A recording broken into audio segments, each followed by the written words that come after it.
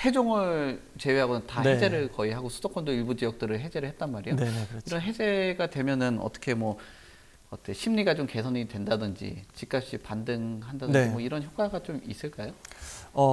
당장에는 지금 어떤 약이 와도 안 일단 먹혀요?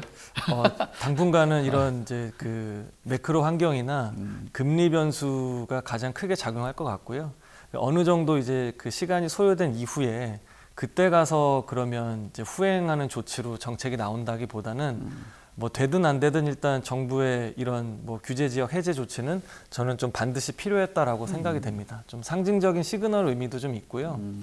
그래서 지방은 좀 선제적으로 좀 사전에 이제 그 몇 달 전에 해제되고 나서의 모니터링 이후에 선제적으로 좀 이렇게 규제 확 했었고, 이제 수도권 일부를 제외하고 서울은 이제 그대로 있으면서 좀 신중한 모습을 좀 보이고 있는데, 아무래도 그 자극할 여지가 있다고 판단을 좀 하는 것 같아요.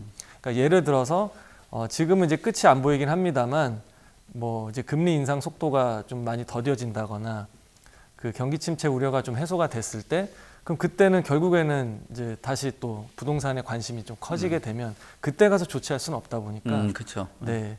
그리고 그 뭐 어떤 이제 규제를 완화하기 위해서는 그 정부의 의지만 가지고 되는 것도 있는가 하면 이제 국회 의결을 통해서 이제 동의가 필요한 이제 네. 법들도 많이 있잖아요. 법을 이제 개정해야 되는 것들은.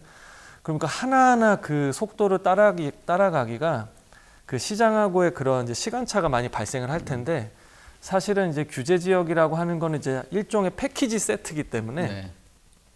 지정해 놓으면은 한 20, 30개 정도 규제가 한 번에 들어갔다가 또 해제가 되면은 다시 또 한 번에 또 풀리는 가장 어떻게 보면 효율적인 이제 그 컨트롤 수단이라고 생각이 돼서 좀 필요하다고 생각이 됐고, 지금 당장은 아니다 하더라도 그 뭐 대구의 수성구나 아니면 특히 이제 부산의 해수동처럼 그 꼭 지역 내에 수요가 그 멈춰 있는 게 아니라 외지에서 좀 전국구로 이렇게 좀 덤벼들 수 있는 곳들은 시장 상황에 따라서 다시 또 재유입될 가능성도 충분히 있다고 생각을 하고 있습니다. 네. 네.